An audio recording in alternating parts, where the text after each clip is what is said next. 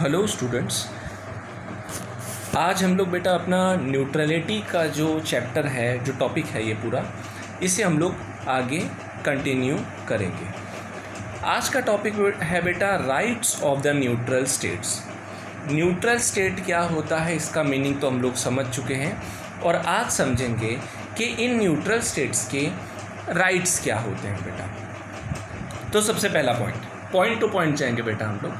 The most important right of the neutral state is the inviolability of its territory. Okay, तो इसका मतलब क्या है बेटा? तो सबसे पहली चीज़, जितने भी न्यूट्रल स्टेट होते हैं उनकी जो टेरिटरी है, टेरिटरी से मेरा मतलब है उनका जो क्षेत्र है, उनका जो एरिया है, वो एरिया इनवायलेबल का मतलब है अनअसैसिनेबल। अनअसैसिनेबल का मतलब है the place which cannot be attacked. यानी न्यूट्रल स्टेट जो भी होगा उसका जो एरिया है, उसका जो क्षेत्र है, उसकी जो अपनी टेरिटरी है, वहाँ कोई भी देश, कोई भी और देश वहाँ पे अटैक नहीं कर सकता, वहाँ पे हमला नहीं कर सकता। ओके, तो पहला तो पॉइंट ये हो गया। यानी अगर कोई वॉर चल रहा है रशिया और अमेरिका के बीच में, मान लीजिए युद्ध चल रहा है यूएसए और रशिया, और इंडिया उसमें क्या है बेटा, यहाँ पे न्यूट्रल है, तो इंडिया की जो पूरी टेरिटरी है, इंडिया का पूरा जो क्षेत्र है वो इनवायलेबल होगा। यानी इंडिया की टेरिटरी में ना रशिया अटैक करेगा और ना ही यूएसए अटैक करेगा। तो ये तो हो गया हमारा पहला point. Warlike acts, or to say hostile acts, cannot be committed by either of the belligerents within the territory of the neutral state. जो भी न्यूट्रल स्टेट है बेटा, उसकी टेरिटरी में, उसके अपने क्षेत्र के अंदर, यानी यहाँ पे हम लोग रशिया और यूएसए के वॉर को लेकर चलेंगे। अपना एग्जाम्पल यही रहेगा आज के लेक्चर में। और न्यूट्रल कौन सा स्टेट है बेटा यहाँ? इंडिया। तो इंडिया की जो पूरी टेरिटरी है, हमारी टेरिटरी में किसी भी प्रकार की हॉस्टाइल एक्टिविटी, हॉस्टाइल एक्ट का मतलब क्या है बेटा? हॉस्टाइल का मीनिंग समझिए पहले। शत्रु, हॉस्टाइल का मतलब है शत्रुता। किसी भी प्रकार की हॉस्टाइल एक्टिविटी यानी शत्रुता से संबंधित कोई भी एक्टिविटी भारत के अंदर, भारत की टेरिटरी के अंदर नहीं करनी है। ना रशिया करेगा, ना यूएसए करेगा। ओके।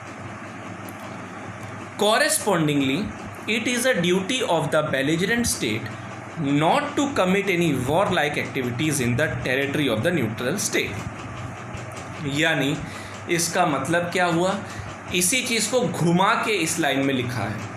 पिछली लाइन में लिखा था कि ऐसी कोई एक्टिविटी नहीं होनी चाहिए, हॉस्टाइल एक्टिविटी टेरिटरी में, और अगली लाइन में ये लिख दिया गया है कि जो बेलिजरेंट स्टेट्स है यानी रशिया और यूएसए, इन दोनों ही स्टेट्स की ये रिस्पॉन्सिबिलिटी है, उनका ये कर्तव्य है कि वो भारत की टेरिटरी के अंदर किसी भी प्रकार की हॉस्टाइल एक्टिविटी नहीं करेंगे, जिससे युद्ध हो, वॉर लाइक एक्टिविटी नहीं करना है। ये ड्यूटी किसकी है?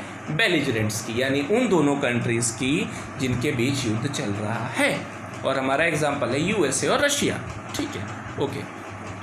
दे are bound to respect the sovereign rights of the neutral state. क्योंकि भारत ने इस युद्ध में अपने आप को न्यूट्रल घोषित किया है, भारत ने ये घोषित कर दिया है कि वो किसी भी देश की तरफ से यहाँ पे नहीं लड़ने वाला है। तो क्योंकि भारत ने यहाँ ये ऐलान कर दिया है, तो इसका मतलब है कि रशिया हो चाहे यूएसए हो, इन दोनों की ही ये रिस्पॉन्सिबिलिटी अब बनती है कि भारत के जो सॉवरेन राइट्स हैं, भारत के जो अपने कुछ अधिकार हैं, भारत का जो फैसला है न्यूट्रल रहने का, इसकी यहाँ पे रिस्पेक्ट की जाए। अब हम इसी को आगे पढ़ते हैं बेटा। Article number 2 of the convention number 13। देखिए बेटा, हेग कन्वेंशन नंबर 13 जो है उसका आर्टिकल 2 क्या कहता है? Article 2 Hague convention number 13, let's see क्या कहता है। Prohibits acts of hostilities involving capture, visit and search in neutral territorial waters. Territorial waters आप लोगों को मैंने बताया है बेटा। टेरिटोरियल वाटर यानी क्या? हर देश का अपना कोई भी कोस्टल स्टेट है, जैसे मान लीजिए कोस्टल स्टेट यानी एक ऐसा देश जो समुद्र के किनारे बसा हुआ है, तो उस देश के पास आसपास जो समुद्र होता है उसे क्या कहा जाता है? टेरिटोरियल वाटर कहा जाता है। हर देश का जो टेरिटोरियल वाटर है उसकी जो लिमिट सेट की गई है वो है 12 नॉटिकल माइल्स, 12 नॉटिकल माइल्स। हर देश का अपना जो टेरिटोरियल वाटर है वो है 12 नॉटिकल माइल्स का। तो यहाँ पे आर्टिकल 2 हेग कन्वेंशन नंबर 13 कहता है कि हर एक देश का अपना जो टेरिटोरियल वाटर है, अपना जो वाटर है सबका, वहाँ पे किसी भी प्रकार की हॉस्टिलिटी की एक्टिविटी यानी शत्रुता, दुश्मनी से संबंधित, वॉर से संबंधित कोई भी एक्टिविटी ना की जाए, जैसे कि कैप्चर करना, कैद वगैरह कर लेना। कोई भी एक्टिविटी जो वॉर से संबंधित है वो किसी भी देश के न्यूट्रल स्टेट की बात हो रही है यहाँ पे, किसी भी न्यूट्रल स्टेट के टेरिटोरियल वाटर में ऐसी एक्टिविटीज़ को ना किया जाए। ओके, अब हेग कन्वेंशन नंबर 13 का आर्टिकल नंबर 5 हमसे क्या कहता है? आर्टिकल 5 कहता है कि prohibits the belligerents use of neutral ports. Neutral ports यानी हर देश का अपना पोर्ट होता है, हर देश में पोर्ट हैं, हर देश में वाटर है। तो भारत के अंदर जितने भी पोर्ट्स हैं या जिस भी देश में जो भी देश हो, यहाँ पे जो भी देश न्यूट्रल स्टेट है, जो भी देश न्यूट्रल रहना चाहता है वॉर में, उस देश के पोर्ट में जाके आप बेस नहीं तैयार कर सकते अपना। कैसा बेस बेटा? बेस ऑफ नॉर्मल मिलिट्री और normal operations against the adversary. कई देश ये करते हैं कि दूसरे देश में जितने भी पानी है, वाटर्स हैं या जो पोर्ट होते हैं, वहाँ जाकर उसको अपना एक बेस, अपना एक अड्डा बना देते हैं। तो न्यूट्रल स्टेट है अगर कोई, वो हिस्सा नहीं ले रहा है वॉर में, वो किसी की तरफ नहीं है, तो आप वहाँ पे उनका जो वाटर है, टेरिटोरियल वाटर या उनके जो पोर्ट्स हैं, वहाँ पे आप किसी भी प्रकार की एक्टिविटीज़ नहीं करेंगे। Article 2 Hague convention number 13, article 5 Hague convention number 13। अब बढ़ते हैं हम आगे हेग कन्वेंशन नंबर 13 के आर्टिकल नंबर 10 की तरफ। तो आर्टिकल नंबर 10 हमसे क्या कहता है बेटा?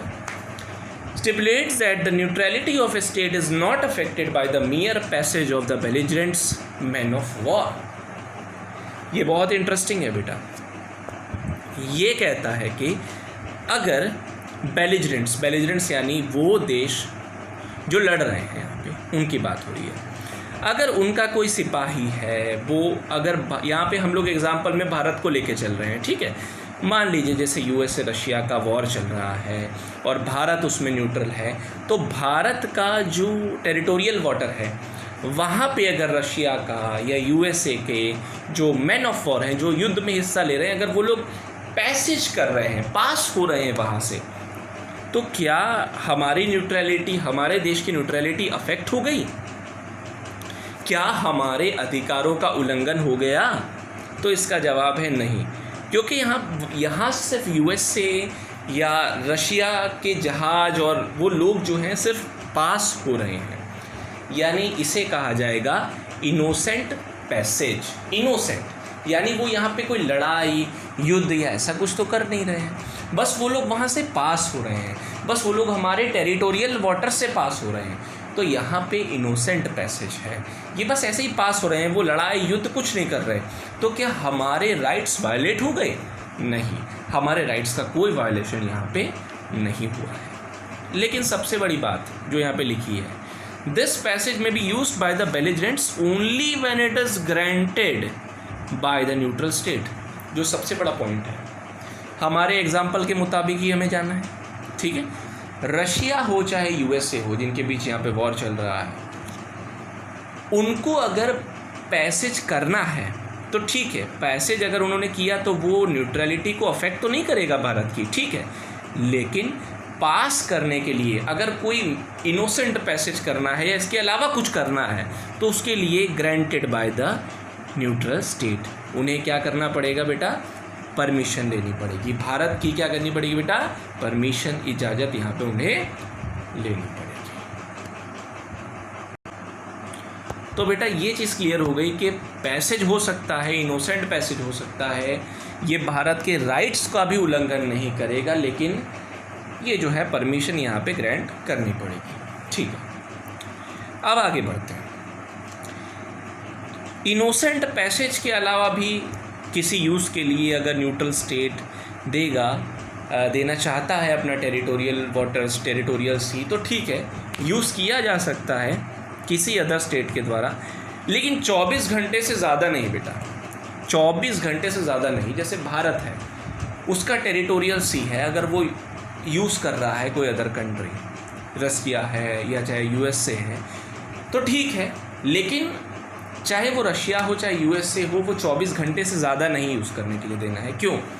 क्योंकि अगर 24 घंटे से ज़्यादा अगर वो लोग यूज़ कर रहे हैं वहाँ पे, तो कहीं ना कहीं जो मैंने कहा था ना कि उसे अपना बेस बना लेंगे ये लोग। युद्ध करने के लिए इन लोगों को अड्डा चाहिए, बेस चाहिए, तो ये लोग मिलिट्री ऑपरेशंस को कंडक्ट करने के लिए उस इलाके को एज अ बेस यूज़ कर लेंगे।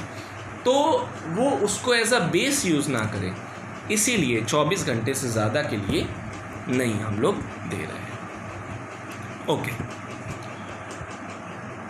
अब आगे बढ़ते हैं बेटा। अब यहाँ पे अगला पॉइंट ये कहा गया है कि मान लीजिए कोई न्यूट्रल पोर्ट है, यानी कोई ऐसा देश जो किसी युद्ध में किसी भी तरफ नहीं है, और उनका जो अपना पोर्ट है वहाँ पे 2 देशों के जहाज़ खड़े हुए हैं। मान लीजिए भारत का पोर्ट है, वहाँ पे यूएसए का भी जहाज़ खड़ा है और रसिया का भी जहाज़ खड़ा है, और दोनों के बीच में उस वक्त वॉर भी चल रहा है। तो ऐसे सिचुएशन में जब यूएसए का जहाज़ पास हो जाएगा, उसके पास होने के बाद 24 घंटे का टाइम बीतना बहुत ज़रूरी है। यूएसए का जहाज़ भारत के पोर्ट से जब पास हो जाएगा, उसके 24 घंटे बाद ही रशिया का जो जहाज़ है वो पास होगा। दोनों एक साथ पास नहीं होंगे। क्यों? क्योंकि अगर दोनों जहाज़ एक साथ पास होते हैं तो आप ये कह सकते हो कि हो सकता है कि पास होते ही वो लोग रास्ते में लड़ाई हो जाए, और अगर लड़ाई हो गई तो ब्रीच ऑफ पीस होगा, यानी पीस का, शांति का उल्लंघन होगा, ब्रीच हो जाएगी शांति। और शांति ब्रीच कहाँ होगी बेटा? भारत के अंदर ही तो होगी, भारत के टेरिटोरियल वाटर में होगी या थोड़ा सा आगे होगी, लेकिन कहीं ना कहीं भारत को नुकसान हो जाएगा यहाँ पे। और भारत क्या है? भारत तो न्यूट्रल स्टेट है, भारत की तो यहाँ कोई गलती ही नहीं है। अरे रशिया है, यूएसए है, आपस में लड़ रहे हैं, लेकिन भारत ने क्या किया? क्या भारत की यहाँ पे किसी प्रकार की कोई गलती थी? कोई गलती नहीं है भारत की। तो भारत यहाँ क्यों भोगे? भारत के राइट्स वायलेट हो जाएंगे, इसीलिए यहाँ पे 24 घंटे का समय बीतना बहुत ज़रूरी है। ये कहा गया है हेग कन्वेंशन नंबर 13 के आर्टिकल नंबर 16 के अंदर। अब हम इसके अगले राइट की तरफ बढ़ेंगे। Trade with other countries. The neutral state is free to carry on the trade and commerce with states other than belligerents. यहाँ पे हमारा एग्जाम्पल वही वाला कंटिन्यू होगा बेटा, यूएसए और रशिया, ठीक है, इन दोनों के बीच युद्ध चल रहा है, ठीक है। तो क्या भारत यूएसए के साथ उस दौरान, क्योंकि भारत न्यूट्रल स्टेट है ना, तो क्या भारत यूएसए के साथ उस दौरान व्यापार कर सकता है? क्या भारत रशिया के साथ उस दौरान व्यापार कर सकता है? तो इसका जवाब है नहीं। जिस वक्त युद्ध चल रहा है, ना भारत यूएसए से व्यापार कर सकता है और ना ही भारत रशिया के साथ व्यापार कर सकता है, ठीक है। लेकिन बाकी के जो कंट्रीज़ हैं, रशिया और यूएसए के अलावा, उनके साथ जो भारत का व्यापार है वो कंटिन्यू रहेगा। यानी कहीं ना कहीं आप ये कह सकते हो कि रशिया की और यूएसए की ये ड्यूटी है, उनका भी ये कर्तव्य बनता है, उनकी ये जिम्मेदारी बनती है कि वो भारत के इस डिसीज़न के रिस्पेक्ट करें और भारत को अन्य देशों के साथ व्यापार करने दे। और जब भारत अन्य देशों के साथ व्यापार कर रहा है तो उसमें अड़ंगा लगाना, उसमें किसी प्रकार का रिस्ट्रिक्शन लगाना, ये उन्हें नहीं करना है। तो यहाँ पे ये चीज़ हमारे सामने क्लियर हो गई कि अगर कोई देश न्यूट्रल है तो जिन दो देशों के बीच का जो विवाद चल रहा है उसमें न्यूट्रल है भारत, तो भारत उन दोनों ही देशों के साथ अपना व्यापार नहीं करेगा, लेकिन बाकी देशों के साथ अपना जो व्यापार है वो कंटिन्यू रखेगा भारत। ठीक है, ये चीज़ है। और दूसरे जो देश हैं, दोनों ही देशों की रिस्पॉन्सिबिलिटी है कि भारत के इस डिसीज़न की रिस्पेक्ट करे और भारत का ये जो व्यापार भारत कर रहा है, भारत को व्यापार करने भी दे। अब आगे चलते हैं। Neutral persons and neutral property under the belligerents jurisdiction. The neutral state has a right to see that its subject residing in the territory of the belligerents are not given ill treatment. हमारा example continue करेंगे हम समझने के लिए। जैसे कि हमारा यहाँ पे हम लोग मान चुके हैं कि यूएसए और रशिया के बीच वॉर चल रहा है, तो भारत के जो लोग हैं रहने वाले भारतीय लोग, वो क्या कहे जाएंगे? भारत है न्यूट्रल स्टेट, तो भारत के लोग क्या कहे जाएंगे? भारतवासी न्यूट्रल पर्सन कहे जाएंगे। ओके, तो ये जो न्यूट्रल पर्सन है, भारत के जो लोग हैं, चाहे वो रशिया में हो उस वक्त, चाहे वो यूएसए में हो, तो भारत ये नज़र रखेगा कि भारतीय जितने भी रशिया में उस वक्त मौजूद हैं, या जितने भी भारतीय रशिया हो यूएसए हो, दोनों में जहाँ जहाँ मौजूद हैं, उन पे किसी भी प्रकार का इल ट्रीटमेंट ना हो, उनके साथ कोई बुरा व्यवहार ना किया जाए, क्योंकि भारत एक न्यूट्रल स्टेट है। भारत किसी के पक्ष में यहाँ पे नहीं है, तो भारत क्योंकि यहाँ पे किसी का सपोर्ट नहीं कर रहा है, तो इन स्टेट्स का ये कर्तव्य बनता है, बेलिजरेंट्स का ये कर्तव्य बनता है कि वो भारतवासियों की रिस्पेक्ट करे और उन्हें किसी प्रकार का इल ट्रीटमेंट ना दे। Okay, further its property lying in the territory of the belligerents are not seized and destroyed. तथा भारत की जितनी भी प्रॉपर्टी है, भारत की जो भारत कैसा देश होगा बेटा उस वक्त? मैं रिपीट करना चाहूँगा, न्यूट्रल स्टेट। भारत के जो लोग हैं वो कैसे हैं? Neutral person. और भारत की जो प्रॉपर्टी होगी उस वक्त वो होगी न्यूट्रल प्रॉपर्टी। तो भारत की जितनी भी प्रॉपर्टी उस वक्त बेलिजरेंट्स के टेरिटरी के अंदर है, उसको बेलिजरेंट्स ना सीज कर सकते हैं और ना ही उसे डिस्ट्रॉय कर सकते हैं। दिस गिव्स अ ड्यूटी, तो इसका क्या मतलब है कि बेलिजरेंट्स की, यानी यूएसए की, रशिया की, इनकी ये ड्यूटी है कि भारत के लोगों को नुकसान ना हो, उस वक्त भारत की किसी भी प्रॉपर्टी को नुकसान ना हो, क्योंकि भारत न्यूट्रल है, भारत किसी के सपोर्ट में नहीं है। ये उनकी ड्यूटी है कि भारत के लोगों को और भारत की प्रॉपर्टीज़ को सही से रहने दे, ना उनको सीज करे, ना डिस्ट्रॉय करे, ना किसी को इल ट्रीटमेंट दे। ओके, अब आगे बढ़ते हैं। तो अगला राइट न्यूट्रल स्टेट का क्या है? यानी भारत है ना हमारे लिए एग्जाम्पल यहाँ पे, तो भारत का अगला राइट है right to grant asylum. Okay, अब यहाँ पे मैं आपको इसका मतलब बताता हूँ बहुत। एसाइलम का मतलब क्या है? एसाइलम जो है, एसाइलिया नाम का एक शब्द है, ASYLIA, इस शब्द में से लिया गया है एसाइलम। एसाइलम का मतलब होता है इनवॉयलेबल प्लेस। इनवॉयलेबल प्लेस यानी एक ऐसी जगह जिस पे आक्रमण नहीं किया जा सकता। तो भारत के पास बेटा पूरा राइट है, पूरा अधिकार है कि जिन दो देशों के बीच युद्ध हो रहा है, उनके जो बेलिजरेंट्स हैं, यानी बेलिजरेंट्स जो लड़ाई कर रहे हैं, क्या उनको भारत एसाइलम यानी पनाह दे सकता है? क्या यूएसए के बेलिजरेंट्स को, लड़ाकुओं को, या रशिया के लड़ाकुओं को भारत एसाइलम दे सकता है? तो इसका जवाब है हाँ, भारत एसाइलम दे सकता है, भारत उनको पनाह दे सकता है, और ऐसी पनाह को कहा जाएगा न्यूट्रल एसाइलम। Neutral asylum.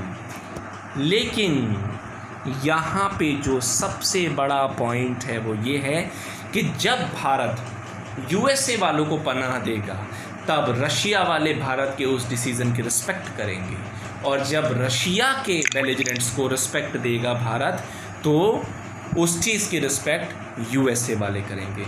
यानी भारत अगर एसाइलम देना चाहे तो दे सकता है बेलिजरेंट्स को, और इसे न्यूट्रल एसाइलम भी कहा जाता है। और क्या एसाइलम भारत रशिया के लोगों को देगा तो क्या यूएसए इसको एक अनफ्रेंडली एक्ट यानी शत्रुता वाला व्यवहार मानेगा? नहीं, रिस्पेक्ट करनी होगी इस डिसीजन की। ओके, अब आगे देखते हैं।